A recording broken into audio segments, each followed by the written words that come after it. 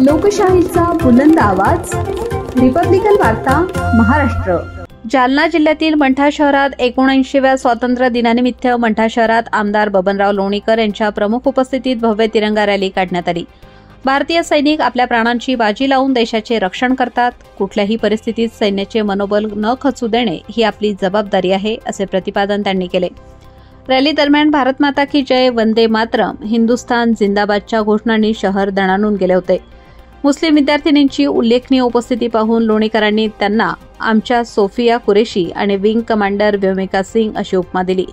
यावेळी त्यांनी आत्मनिर्भर भारत, मेक इन इंडिया व कोविड-19 काळातील लस निर्मितीचे महत्त्व सांगत विद्यार्थ्यांमध्ये देशप्रेम जागृत करण्याचे आवाहन केले।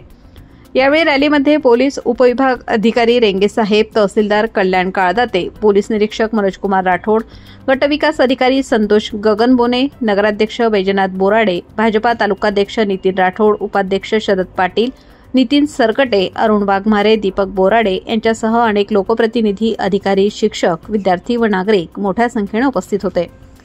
रिपब्लिकन वार्ता महाराष्ट्र जालना प्रतिनिधी Balu Gaikwad. Subscribe now and press the bell icon. Never miss an update.